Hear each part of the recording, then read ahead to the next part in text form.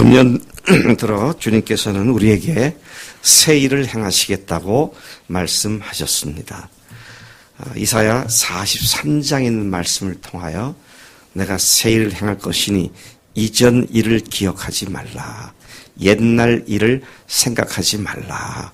내가 광야의 길을, 사막에 강물을 내어 그곳에서 많은 사람들이 먹고 들짐승들도 나를 찬양하게 할 것이다. 그런 놀라운 말씀을 우리에게 주셨고, 지난 2주 동안 하나님께서는 그 일을 하기 위하여 우리가 어떤 준비를 해야 하는지를 계속 말씀하셨습니다. 하나님의 위대한 새 일은 사람들을 통해서 이루어집니다. 우리를 통해서 이루어집니다. 우리는 가만히 있는데 하나님이 직접 나타나서 당신이 지시 다 하시고가 아니라 우리가 주님의 뜻으로 알고 순종함을 통하여 주님께서 우리 가운데 새 일을 행하시는 줄로 믿습니다. 그리고 우리를 위한 새 일임을 또한 믿게 되는 것입니다. 하나님께서는 언제나 준비된 사람들을 통해서 일하시고요. 준비된 사람을 통해서 일하셔야 그 일이 시작된 것이 중간에 포기되거나 흐지부지하게 없어지는 것이 아니라 끝까지 열매를 맺게 되기 때문인 것입니다. 주님께서는 우리에게 지난주에는 거룩으로 준비하라. 내가 거룩하니 너희도 거룩할지어다. 그렇게 말씀하시면서 하나님의 거룩함이 우리 속에 있을 때 그 거룩하신 하나님께서 우리를 도구로 쓰실 수 있다고 말씀하셨습니다. 거룩이란 구분된 것을 의미하는 것이고 하나님의 영광을 위해 따로 내어드리고 따로 떼어드린 것을 거룩이라고 말할 때 우리의 인생 자체는 하나님께 드려진 것이고 하나님의 영광을 위하여 사용되기 위해서 따로 하나님께서 구분시켜 놓으신 것인 줄로 믿습니다. 그런 의미에서 모든 그리스도인들을 세인트, 성도라고 말을 합니다. 거룩한 성인들이라고 말을 합니다. 역시 구분됐다는 의미인 것입니다. 여러분은 자신이 하나님을 위하여, 복음을 위하여, 하나님의 영광을 위하여 세상에서 따로 떼어서 구분된 존재인 것을 믿으십니까? 자기 정체성이 분명해야 그 정체성에 걸맞는 삶을 살 수 있기 때문에 주님의 위대한 새 일을 행하시는 도구로서의 우리가 내가 누구냐, 나의 정체성이 뭐냐 하는 것은 너무도 결정적으로 중요한 문제인 것입니다. 세상과 내가 구분이 없어서 세상 속에 들어가면 세상 사람이고 주일날 교회 나오면 교회 사람이고 세상 사람, 교회 사람 왔다 갔다. 그것은 구분된 사람들의 삶의 태도가 아닙니다. 한 번 구분됐으면 영원히 구분된 하나님의 사람들인 줄로 믿습니다. 오늘 예수님께서 놀라운 새 일을 행하시기 직전에 마지막으로 당신을 준비하시는 일이 기록되어 있는 내용을 우리가 읽었습니다. 여러분, 이 말씀은 예수님께서 3번 광야에서 시험을 받으셨다고 알려져 있습니다만은 사실은 이 말씀은 3장 마지막 문단과 연결시켜 이해하는 것이 올바를 줄로 믿습니다. 3장 마지막 문단은 예수님께서 침례 요한에게 와서 요단강에 있는 침례역에 가서 당신이 침례를 받겠다고 가셨을 때 침례 요한이 아니 내가 당신께 침례를 받아야지 어떻게 당신이 나에게 나오십니까? 그랬을 때 주님께서 이렇게 함으로 우리가 다 주의 의를 이루는 것이다. 그렇게 말씀하셨을 때 요한이 허락하고 예수님께 침례를 베풀었습니다. 이것이 어떻게 하나님의 의를 이루었습니까? 저는 이 말씀을 묵상하는 가운데 4장 첫 번째 문단과 직결되어 있음을 보면서 제가 2가지 의미가 있음을 깨닫게 됩니다. 첫째는 그렇게 침례를 받고 난 결과가 예수님께 나타난 현상이 있었습니다. 그것은 침례를 받고 물에서 올라오실 때 하늘이 열리고 성령께서 비둘기 같이 자기에게 임하시는 것을 보셨다. 그렇게 말을 합니다. 그러니까 성령께서 비둘기같이 임하는 것을 보신 분이 예수님 자신이십니다. 다시 말하면 그분은 이제 사역을 하기 직전에 당신이 성부, 성자, 성령 삼위일체 하나님으로서 성령께서 당신 속에 임하셔서 세상에 행하실 새 일, 인류가 전에 듣도 보도 못한 새 일, 창조주 하나님이 오셔서 우리 위해 죽으시고 사흘 만에 부활하실 이 새 일을 시작하는 바로 앞에서 당신이 누구신지에 대한 확고한 자기 정체성을 분명하게 하시는 그런 사건이었던 것을 보게 됩니다. 내가 누구냐? 이건 그 사람의 삶을 근본적으로 바꾸어 놓습니다. 청년들이 입대를 하게 되면 군번을 받은 것과 동시에 대한민국의 군인이 됩니다. 그가 세상에서 뭐 유명 대학을 나왔거나 유명 가수거나 연예인이거나 스포츠 스타거나 뭐 시골 청년이거나 관계없습니다. 그때 군번을 받게 되면 그들은 대한민국 군인이 되는 겁니다. 그들의 정체성이 바뀌게 되는 것이죠. 그리고 군대에서 그를 놔줄 때까지 그는 그 군인으로서 정체성을 갖고 살아가게 됩니다. 여러분, 그리스도인들이 예수님이 하나님이시며 그 하나님께서 우리를 위해 죽으셨고 그리고 사흘 만에 부활하심으로 그분이 하나님으로서 우리를 위해 십자가에 매달려 죽임을 당하셨다는 사실을 확실히 믿을 수 있는 증거를 붙잡고 예수님을 나의 하나님, 나의 주님이라고 고백한 사람들을 하나님은 그들을 하나님의 자녀라고 불러주셨고 그들을 하나님의 백성으로 따로 구분시켜 놓으신 줄로 믿습니다. 그것은 군대 2년, 3년에 끝나는 문제가 아니라 주님 나라까지 영원히 이어지는 근본 신분상의 변화가 바로 예수님을 주인으로 모신 사람들에게 나타난 영원히 구분된 그런 사람들이란 말씀인 것입니다. 두 번째, 예수님이 침례를 받으신 것이 의를 이루게 된 것은 그때 당시의 침례는 죄를 사함받는, 죄를 씻는다는 의미를 갖고 당시의 종교인들이 행했던 행습을 얘기하는 것입니다. 그런데 예수님께서 침례를 받으심으로 말미암아 그분이 오셔서 어떤 일을 하시고 어떻게 죽으시고 부활하실 것에 대한 예고적으로, 예언적으로 제시해 주신 사건이 바로 그분이 침례받는 사건이었음을 보게 됩니다.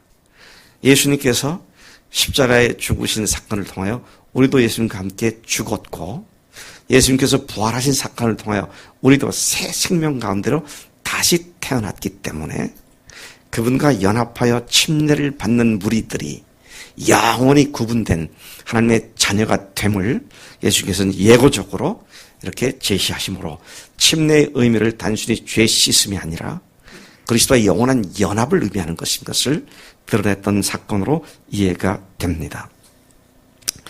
여러분, 예수님께서는 40일간 그 후에 금식을 하셨습니다. 그리고 사탄에게 시험을 당하시는 사건이 오늘 읽은 본문 말씀입니다.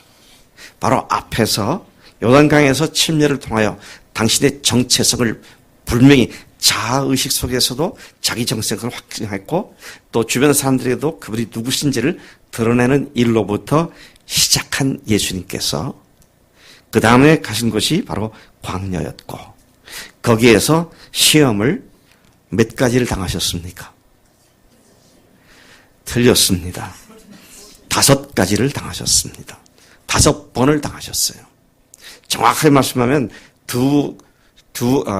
네 종류의 시험을 5번 당하신 겁니다.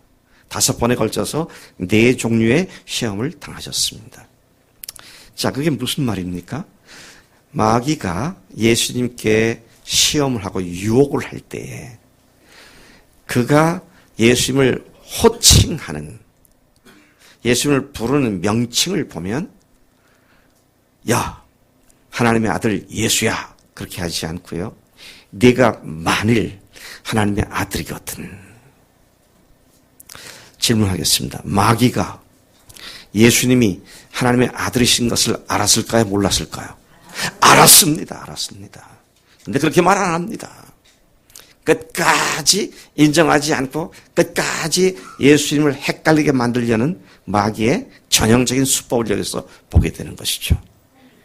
내가 만일 하나님의 아들이거든 이 돌들을 명해서 떡덩이가 되게 하라. 네가 만일 하나님의 아들이거든 성전 꼭대기에서 뛰어내려라. 교묘한 마귀의 공격입니다. 시험을 받으셨다라고 하는데 성경이 말하고 있는 시험이라는 단어는 우리말로는 시험이라고 되어 있지만 영어나 헬라어나 히브리어에서의 분명한 차이가 다른 단어입니다.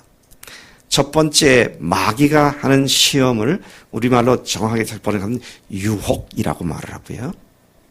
또 하나님께서 시험을 하시는 것이 있어요. 예를 들면 아브라함을 시험하여 아들 이삭을 바치라.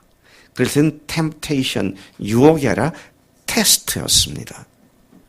여러분, 저도 40년 가까이 학교 생활을 해서 잘 압니다. 중간고사, 기말고사, 시험을 왜 치르죠? 학생들 벌떡 먹이려고. 교수 말 잘 듣게 꼼짝 못하게 묶기 위해서. 그렇습니까?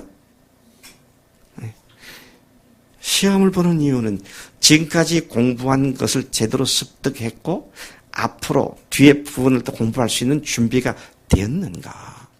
학생의 실력 향상을 위해서 시험을 보죠. 아브라함에게 외아들 이삭을 바치라는 하나님의 시험은 테스트는 그가 정말로 하나님을 사랑하는 증거를 하는 기회가 되기도 했고 하나님께서 당신의 외아들이신 예수님을 세상에 보내셔서 아들을 죽이신 그 아픔을 인간으로서 직접 동참해보는 그런 놀라운 복된 기회가 되기도 했음을 보게 됩니다. 이렇듯 하나님께서 우리에게 허락하시는 시험은 테스트이지 temptation, 유혹이 아니다. 하나님은 사람을 유혹하지 않으시는 분이시다. 시험하지 않으시는 분이시다. 그렇게 말씀이 선포하고 있는 것을 보게 됩니다. 여러분, 예수님께서 이제 본격적으로 세상에 다니시면서 지상사역을 시작하는 시점에서 아까 말씀드린 대로 요한으로부터 침례를 받으시고 그리고 광야에 가서 5가지 시험을 당하신 것을 보게 됩니다. 그분의 사역의 마지막 최종적인 점검 또는 준비를 확실하게 한 모습으로 이해가 됩니다. 거기에서 예수님은 그분의 사역과 새 일을 하기 위한 마지막 준비를 하셨다. 그렇게 볼 수도 있습니다. 바로 이것이 성령에 이끌려 금식하신 일이었습니다. 오늘 본문은 금식하신 후 마귀가 공격해온 사실을 소상하게 말해주고 있습니다. 이 말씀을 통해 주님께서 금년에 우리 가운데 여러분 개인과 가정과 교회 가운데 새 일을 행하실 수 있도록 우리로 준비할 것을 말씀하신 줄로 믿습니다. 이제 본문을 좀 더 깊이 살펴보면서 그 필수적인 준비를 제대로 갖추는 복을 이 시간 우리가 누리게 되기를 축복합니다. 먼저 우리가 주목할 것은 광야에서 금식하셨다는 것입니다. 광야에서 금식하신 예수님입니다. 마귀는 우리를 공격할 때 우리의 취약점을 너무도 잘 알고 있습니다. 어디를 건드려야 쉽게 넘어지는지를 잘 알고 있습니다. 네.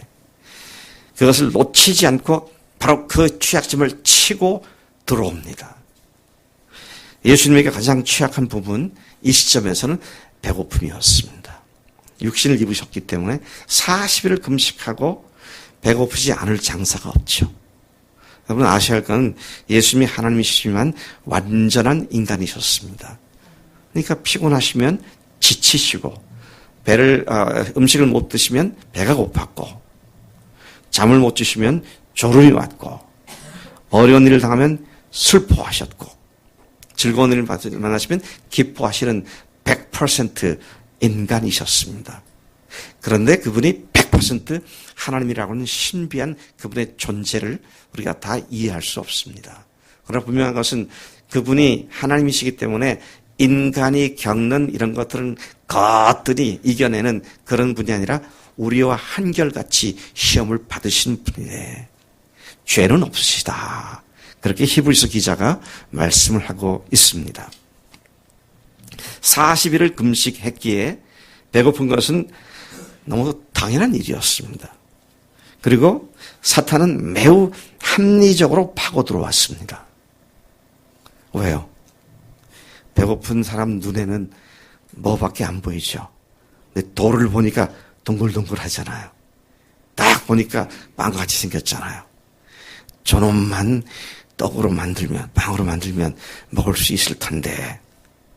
그런 속삭임으로 마귀가 지금 다가오고 있습니다. 여러분, 마귀가 우리를 공격할 때는 우리의 취약점을 항상 노리고 그것을 통해 들어옵니다.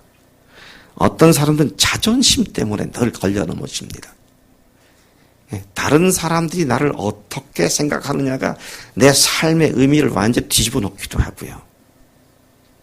근데 어차피 다양한 사람들은요, 각각 다 다르게 나를 엉뚱하게 생각해요. 그것에 좌우될 이유가 없습니다. 그러면은 사람들 노예가 돼버려요. 사람들 눈치를 보게 되고요.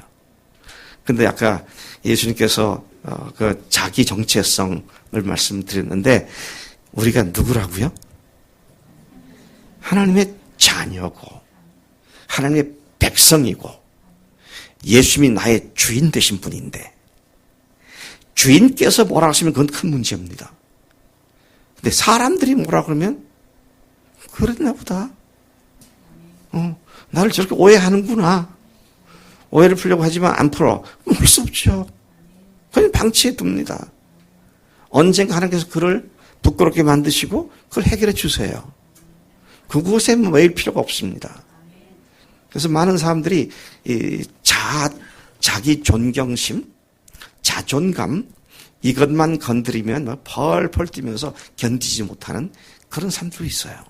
그런데 사탄이 그걸 공격해 들어오는 겁니다. 또 사탄이 어떻게 공격을 해서 들어옵니까? 자기의 어떤 상처를 가지고 그 상처를 여전히 나는 이런 상처가 있어 하고 붙잡고 있으면 마귀가 그거 치고 들어옵니다. 그런데 그 상처는 이미 예수님으로 말미암아 우리가 다 해결된 줄로 믿습니다. 다 해결됐는데 왜 그걸 스스로 들춰내가지고 그것 때문에 고민을 하냐고요. 과거의 아픈 기억, 과거에 실수했던 것. 근데 아픈 기억과 실수와 잘못을 주님께서는 어떻게 하지 않으신다고요? 기억조차 하지 않는다고 그랬습니다. 그래서 이사야 43장에서 이전 것을 잊어버리라고 그랬고 기억하지 말라 그랬고 옛날 일을 생각하지 말라 그랬고 주님 안에서 과거에 문제됐던 모든 것들이 이미 십자가와 부활로 완전하게 다 해결된 줄로 믿습니다. 예. 여러분 그런 의미에서 마귀에게 공격 통로를 내어주는 것은 참으로 어리석은 짓이고요. 그것이 공격 통로가 될 수 없는데 내가 내 문제에 연연하다 보니까 마귀에게 자꾸만 그걸 내주거든요. 어차피 우리는 죽을 죄인들이었습니다. 그런 우리를 살려주셨는데 뭐 과거 가지고 연연해서 그럴 이유가 하나도 없다라는 것입니다. 사탄은 우리 각 사람의 취약점을 그렇게 잘 공격해 들어옵니다. 또 어떤 사람들은요, 고집스러운 자기 확신, 이게 또 사탄의 공격 통로가 되기도 합니다. 무슨 말 해도 난 그렇게 믿는다니까? 내가 그렇게 믿는다는데 왜 말이 많어? 그러면서 말이죠. 또 어떤 자기 성격을 내세웁니다. 나는 원래 성격이 그래. 네. 더러운 성격 가지고 무슨 자랑이라고 성격이 그렇다고 말이죠. 아니에요. 주님께서도 그것도 다 담당해 주신 줄로 믿습니다. 그게 거리가 될 수 없어요. 마귀에게 내어줄 어떤 통로가 될 수 없습니다. 또 사탄을 통해서 우리가 무엇을 통해서 사탄이 우리에게 유혹하는지를 잘 살펴서 그것을 사탄의 공격 통로로 사용하지 못하도록 주님께 도움을 구하고 결단하는 것이 필요한 줄로 믿습니다. 네. 자, 이렇게 사탄이 공격해 와서 제일 먼저 던진 말이 네가 만일 하나님의 아들이었든. if. 마귀라는 놈은요, 우리에게 생각을 자꾸 집어넣잖아요. 근데 생각을 집어넣는데 항상 사용하는 것이 if입니다. if. 내가 만일 뭐뭐라면, 내가 이렇게 했다면, 라면. 그래서 제가 음식 중에서 라면을 조심합니다. 이렇다면, 저렇다면, if you were, 네가 아니라면, if you were, 네가 하나님의 아들이라면, if you were a son of God, the son of God, 하나님의 아들이라면, 그러면서 만일, 우리말 번역이 만일 아닙니까? 만에 9,999는 아닌데, 만에, 만분의 1이라도 하나님의 아들이거든. 이 마귀는 이렇게 속이고 있어요. 네? 마귀는 만에 만이 하나님의 아들인 걸 알고 있어요. 그런데도 속이기를 만에 9,999라 하더라도 1이 아니라면 이렇게 사람들을 속이고 또 유혹하고 걸려 넘어지게 하는 것을 보게 됩니다. 근데 뭘 갖고 이랬어요? 배고픈 걸 갖고 그랬습니다. 그러니 하나님의 아들이라면 이 돌명하여 떡덩이가 되게 해서 배고픔을 면해볼 수 있지 않느냐. 두 번째, 같은 종류의 유혹을 할 때도 만일 내가 하나님의 아들이거든. 자, 성전 꼭대기로 데려가서 딱 뛰어내려 봐. 그러면 하나님께서 천사를 명하여 네 발이 저 밑에 바위로 깔려져 있는 저기 떨어지기 전에 천사를 명해서 발이 돌에 붙이게 돼 탁 붙들어서 너를 살릴 것이고, 그러면 모든 사람이 네가 하나님의 아들인 것을 알게 될 것이고, 그럼 결과적으로는 뭡니까? 십자가 질 필요 없다는 겁니다. 왜 십자가 지려고 그래? easy going 하라는 거예요. 쉽게 가라는 겁니다. 여러분, 십자가 지지 않고 지금 죽은 천국 간다. 할렐루야. 그건 너무 좋잖아요. 지금 천국 간다니까 너무 좋잖아요. 근데 주님은 뭐라 그러십니까? 우리에게 아무든지 나를 따라오거든 자기를 부인하고 날마다 제 십자가를 지고 나를 좇을 것이니라. 또 아무든지 자기 부모, 처자, 형제 및 자기 목숨까지 미워하지 아니하면 능히 나의 제자가 되지 못한다. 그렇게 말했죠. 그분과 함께 영광을 얻기 위해서는 그분과 함께 고난도 받아야 한다. 그렇게 말씀하셨습니다. 양쪽의 떡을 다 쥐고 동시에 다 쥐겠다고 하는 이것은 불가능한 일이다 하는 것이죠. 이따 오후에 우리 김혜미 선생의 간증이 너무 그걸 잘 드러냈더라고요. 그래서 이따 오후 찬양 예배 때 그 김혜미 선생이 어떻게 두 마음을 품고 그랬었는지, 근데 어떻게 회개했는지, 회개하니까 너무 아름다워요. 회개하기 전까지는 못된 것, 그렇지요. 근데 회개하니까 너무 아름다워. 그래서 여러분, 마귀란 놈이 네가 만일 하나님의 아들이거든 돌로 떡을 만들어봐. 또 뛰어내려봐. 제가 지금 말을 부드럽게 했습니다. 돌로 떡을 만들어봐. 뛰어내려봐. 그러지 않고요. 마귀는 뭐라 했습니까? 돌로 떡을 만들어. 뛰어내려라. 이게 문장의 형태로 보면 무슨 형입니까? 명령형입니다. 명령입니다. 마귀에 속게 되면요, 마귀의 명령에 끌려다니게 돼 있어요. 이게요. 기가 막힌 얘기입니다. 이게요. 우리 정신 차리고 살아야 돼요. 여러분, 내가 정말 하나님의 아들이거든. 이제는 여러분 마음속에 내가 정말 하나님의 아들이 맞나? 내가 정말 구원받나? 이런 데서는 완전히 벗어나야 합니다. 예수님께서 또다시 주목하게 된 건 네가 만일 하나님의 아들이거든 이라는 이 말에 대해서는 예수님께서 반응하지 않으셨습니다. 대꾸하지 않으셨어요. 내가 하나님의 아들이라면 그래. 마귀야, 까불지 마. 우리 엄마가 어려서부터 나를 성령으로 인도했다 그러셨어. 그리고 내가 침례 받을 때도 이는 내 사랑 아들이다. 내 기뻐하는 자다. 그랬어. 그런 걸로 보면 내가 하나님의 아들이 분명해. 그렇게 말하지 않았었습니다. 아예 대꾸도 안 했어요. 돌로 떡을 만들어 보라고 하니까 주님께서 아들이냐 아니냐 이걸 얘기한 게 아니고요. 돌로 떡을 만들어 보라고 하니까 사람이 떡으로만 살 것이 아니라 하나님의 입으로 나오는 모든 말씀으로 살 것이니라 하였느니라 하시니 딱 그렇게 말씀 이용하면서 승리하신 줄로 믿습니다.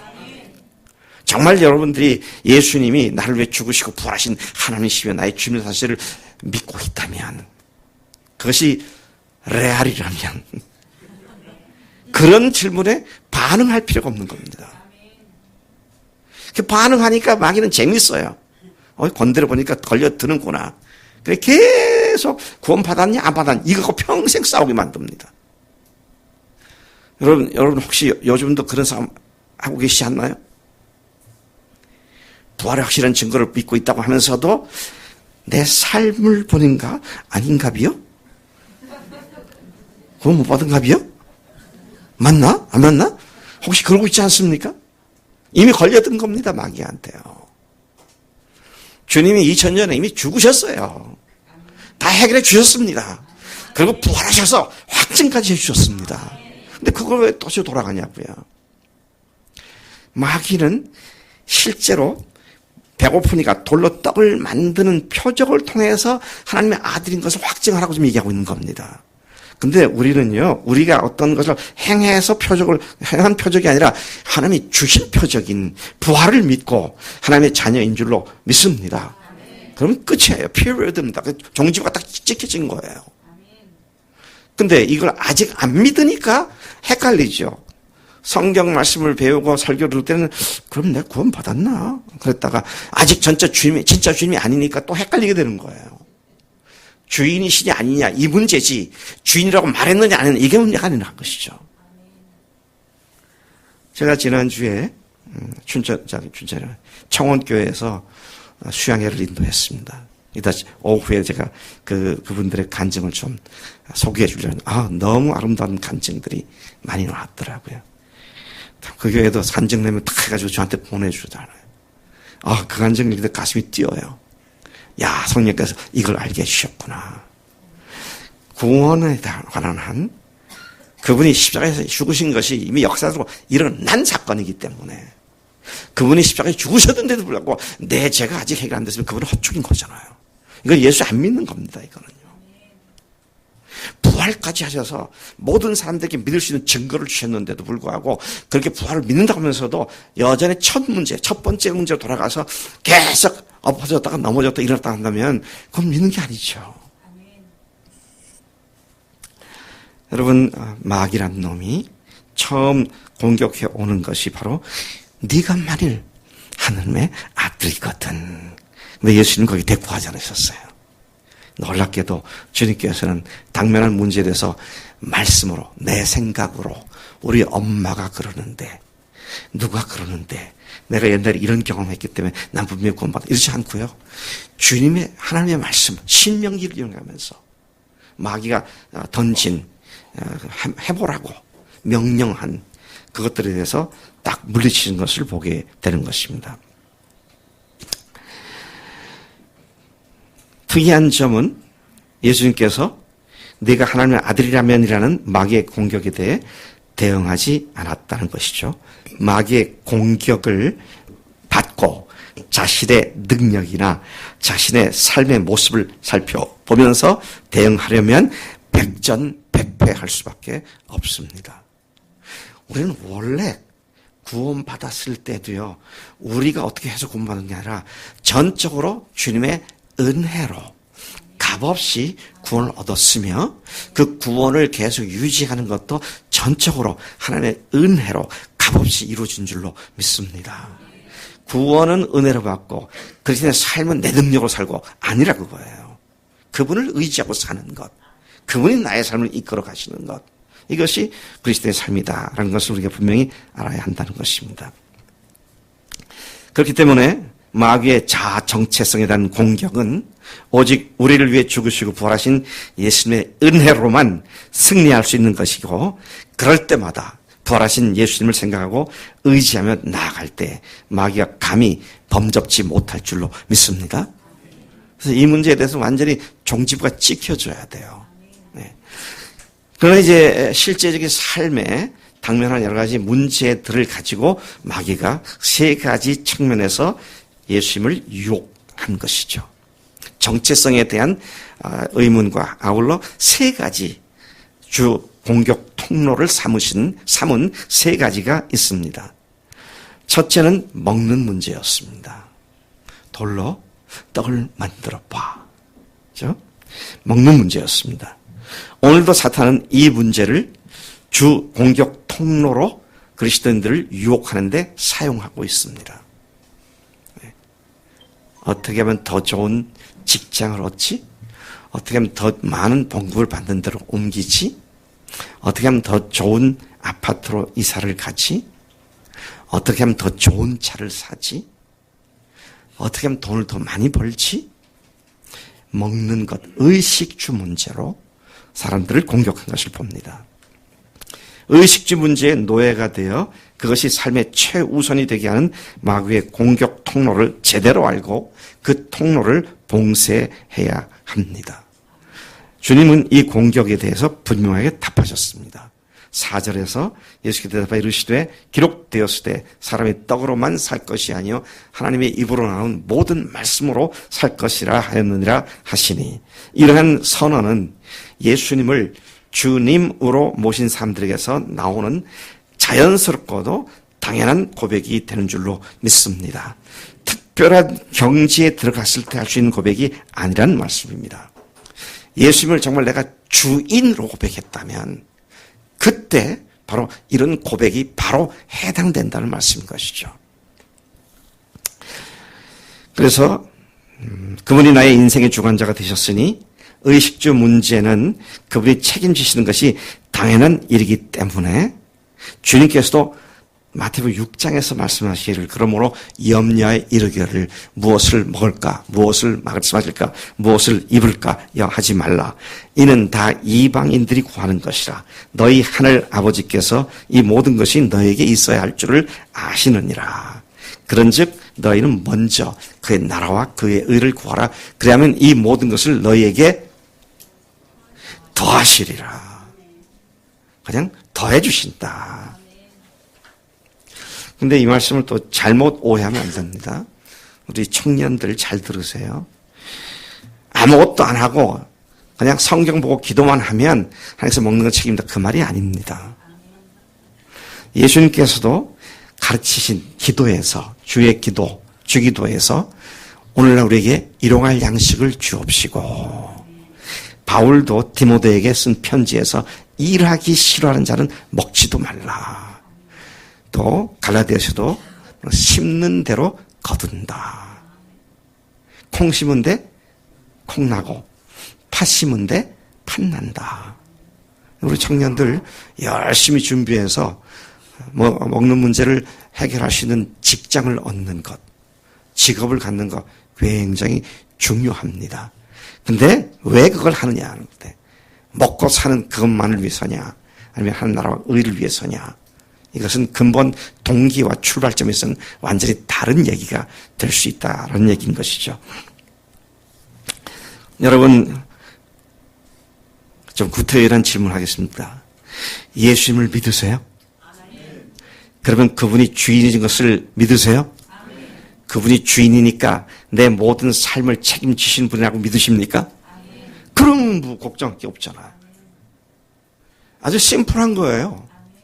그분이 하나님이시고 그분이 내 아버지시니까 그분을 의지하고 가면 그분께서 해결해 주시는 것이죠. 근데 내가 염려하고 걱정하고 잠을 못 자고 이렇게 할까 저렇게 할까 궁리 해서 얻어진 것이라 하더라도 그의 성령께서 주신 것이 아니라면 그대로 될지 안 될지 누구도 장담 못 하잖아요. 기도하고 주님께서 주신 기회인 줄 믿고 또 최선을 다할 때 주님께서 그걸 통해서 주님의 놀라운 영광을 드러내시는 그런 삶이 되게 될 줄로 믿습니다. 네. 사탄은 예수님을 성전 꼭대기로 데려가서 다음같이 유혹했습니다. 마태복음 4장 5절 6절. 이에 마귀가 예수를 거룩한 성으로 데려다가 성전 꼭대기에 세우고 이르되 네가 만일 하나님의 아들이었든 뛰어내리라. 그렇죠? 명령하고 있어요. 뛰어내려 그러잖아요. 기록되었을 때 그가 너를 위하여 그의 사자들을 명하시리니 그들이 손으로 너를 받들어 발이 돌에 부딪히지 않게 하리로다 하였느니라. 이번에는 마귀도요 성경을 인용해가면서 유혹을 합니다. 참 조심스러워요. 성경을 들이댄다고 해서 꼭 항상 옳은 것은 아닙니다. 엉뚱하게 해석을 하고 엉뚱하게 갖다 풀이를 해가지고 사람들을 유혹하는 것이 마귀의 특기입니다. 그 중에 하나가 신천지예요. 네? 그 사람들 보면 특기가 뭐냐? 비유풀이입니다. 하여튼 기가 막히게 꽤나 뭐라 그러죠? 꽤 맞춘다 그러죠? 꽤 맞추다? 네, 끼워 맞춰가지고 사람들이 들 때 혹하게 만듭니다. 근데 얘기를 다 들어가서 끝에 가서 쫙 객관적으로 보면 전혀 엉뚱한 얘기를 하고 있는데 근데 그 논리적 과정에 속아 넘어가지고 엉뚱한 것도 사실로 받아들이고 말이죠. 제가 신천지에 대해서 한 가지 예언을 합니다. 이만희는 죽습니다. 이만희가 죽으면 통일교나 감람나무 옛날 박태순과 똑같이 돼버리고 맙니다. 제 예언을 여러분 믿으세요? 아이고, 제가 예언자가 됐어요. 너무 당연한 겁니다. 왜? 지가 인간인데 무슨 하나님이라고. 아니에요. 여러분 그런 의미에서 우리가 이 예수님께 그 마귀가 시험을 할 때 성경을 들이대면서 이야기를 했지만 주님께서는 안 속아 넘어가셨습니다. 역시 마찬가지로 말씀을 통해서 기록되었을 때 주 너희 하나님을 시험하지 말라 그랬다. 그렇게 물리치는 것을 보게 됩니다. 예수님께서 세상에 오신 이유와 목적이 십자가에서 죽으시고 부활하신 것이었는데 그것을 하지 말라고. 그것도 하나님의 천사들을 보내 뛰어내릴 때 받아줌으로써 십자가를 지지 않아도 쉽게 할 수 있는 것이 아니냐고 유혹을 한 것이죠. 사탄은 오늘도 하나님의 자녀들에게 easy going 해. 그렇게 힘들게 그렇게 할 필요 없어. 쉽게 해. 그렇게 유혹을 하고 우리에게 평범해지라고 유혹을 합니다. 평범과 비범, 정상과 비정상. 여러분 사도 바울이나 베드로나 신약에 있는 성도들의 삶이 정상이었어요? 비정상이었어요?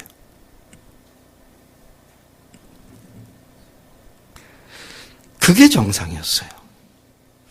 그 외 사람들이 다 비정상이었어요. 여러분 잠깐만 정상을요 보다 많은 다수의 행위를 정상으로 생각하지 마세요. 아닙니다. 제가 아주 쉽게 증명할게요. 우리나라에서 경제에 대한 생각하고요. 어떻게 돈을 벌어서 어떻게 돈을 모으고 하고 하는 그런 사고방식하고요. 미국에서 경제 사고방식이 달라요. 여기는 우리가 열심히 돈 벌어서 모아가지고 뭘 산다 그러지만 미국은요, 다운페이라고 한 10%, 15%만 물건값이 해지면 그냥 저질러 갖고 월부로 삽니다.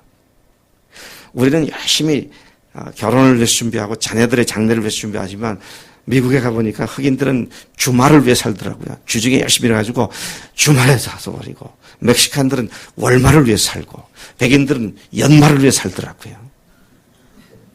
삶의 방식이 다 달라요. 그런데 뭐 대부분의 사람들이 갖고 있는 보편 타당성 있는 객관적 기준 천만의 말씀입니다. 그런데 성경을 통해서 주님께서 우리에게 제시해 주신 하나님의 말씀만이 올바른 기준이고 정상인 줄로 믿습니다. 그런데 세상이 워낙 어두운 세력에 처해 있으니까 하나님 말씀이 비정상으로 들리는 겁니다. 주라. 그러면 후이되어 누르고 흔들어 넘치도록 너에게 안겨주리라. 내가 갖고 있는 주래요. 주님께서는. 성경 그렇게 말해요. 그런데 우리는 세상에 어떻겠습니까? 보다 많은 걸 계속 얻어라. 남의 것도 뺏어서 내 것으로 만들어라. 그래야 부해진다. 근데 성경은 그렇지 않습니다. 과도히 아껴도 가난해지고요. 흩어 구제해도 부해진다고 말씀하십니다. 근데 내가 늘 그러잖아. 2 빼기 1은 얼마? 아니, 1 빼기 1은 0이잖아요. 그게 세상이 하는 얘기입니다. 그럼 성경에서 말하는 산술법칙은 1 빼기 1은 2, 4, 8. 전혀 우리가 알지 못하는 하나님의 능력으로. 1 더하기 1은 누가 0이라고 했습니까? 시행제? 예. 이거 뭐, 확실히 성경 원리를 꿰뚫고 계시네요. 예. 내가 있는 거, 여러분 이게 지금 남 얘기 아닌데 여러분 얘기입니다. 전도하라 그러면요 어떻습니까? 내가 아직 이거밖에 몰라서 좀 더 많이 알고 나서 좀 더 대답할 걸 충분히 갖고 좀 뒤에 전도. No. 예수님을 주님으로 모시는 순간 우리는 우리가 아는 그 예수님을 그냥 그대로 전할 수가 있습니다. 그러면 믿음이 더 커져요. 그렇게 내가 어느 정도 되면 하겠다면 평생 가도 전도 못하고 있는 믿음도 까먹고 하는 거죠. 자, 마귀는 세 번째 유혹으로 예수님을 공격했습니다. 8, 9절에 보면 마귀가 또 그를 데리고 지극히 높은 산으로 가서 천하 만국과 그 영광을 보여 이르되 만일 내게 엎드려 경배하면 이 모든 것을 내게 주리라. 천하 만국의 모든 영광을 보여주었다. 마귀는 예수님께 세상의 화려한 영광과 타협하라고 유혹을 하고 있습니다. 마귀에게 타협하여 적당히 세상 영광을 누리라고 유혹한 것입니다. 오늘도 똑같은 방법으로 그리스도인들을 마귀는 유혹합니다. 이에 대하여 주님은 단호하게 말씀으로 물리치셨습니다. 10절에 우리 같이 한번 10절 읽어보실까요? 시작. 이에 예수께서 말씀하시되 사탄아 물러가라. 기록되었으되 주 너희 하나님께 경배하고 다만 그를 섬기라 하였느니라. 아멘. 부활하신 예수님을 주님으로 모시고 자신의 주인을 자신으로부터 그분으로 바꾼 사람들이라면 당연히 세상과 타협하지 않고 전폭적으로 순종하는 삶을 사는 자들인 줄로 믿습니다. 오늘 주님께서 금년도에 새 일을 행하심에 있어서 이 말씀을 가지고 우리가 철저하게 주님 앞에 완전히 의탁하고 내어 맡긴 자로서의 삶의 준비를 하라고 말씀하신 줄로 믿습니다. 자, 이렇게 되니까 결과가 어떻게 되었느냐. 11절입니다. 11절까지 읽겠습니다. 시작. 이에 마귀는 예수를 떠나고 천사들이 나와서 수종 드니라. 아멘. 더 이상 마귀가 이런 문제로 찝쩍거리지 않게 완전히 떠나가 버렸다. 내가 누구한테 물어볼까? 누구한테 물어보면 좋겠는가? 네.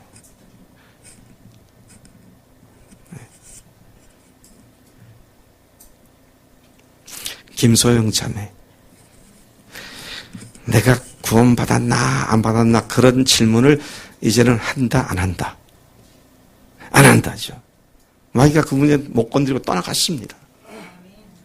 네, 부활의 확증을 갖고 있는 사람들은 그 문제를 헷갈리지 않습니다. 그것처럼 이 마귀의 세 통로에 대해서 완전히 주님 앞에 완전히 내려놓고 주님 것입니다. 그렇게 살 때 마귀는 떠나가고 천사가 수종드는 삶이 이루어진 줄로 믿습니다. 네, 끊임없이 또 넘어지고 또 넘어지고 또 넘어지는 게 우리의 속성이라 할지라도 주님 앞에 그분이 주님이라는 사실을 진정으로 고백한다면 이제는 주님께서 그것을 벗어나게 하시는 놀라운 복된 자리에 들어가게 하실 줄로 믿습니다. 그런 사람들을 사용하셔서 예수님께서 새 일을 행하신 줄로 믿습니다. 같이 기도하시겠습니다. 오늘 말씀을 들으면서 마귀가 자기 정체성의 질문을 던지고 또 육신의 정욕과 안목의 정욕과 이색의 자랑이라고 하는 새 통로로 우리를 공격해 오지만 주님 이제는 그것을 완전히 벗어나 주인 대신 주님께만 초점 맞추고 주님만을 모시고 사는 삶에 깊이 들어가기를 원합니다. 나를 그렇게 만들어주신 것을 믿습니다. 그렇게 주님 앞에 여러분들의 정체성을 다시 한번 고백하고 또 세 가지 통로에 대해서 완전히 절연하는 이제는 그것에서 벗어나는 놀라운 은혜를 주십시오라고 기도하는 이 시간 되길 바랍니다. 우리가 한 1, 2분 조용히 기도하겠습니다.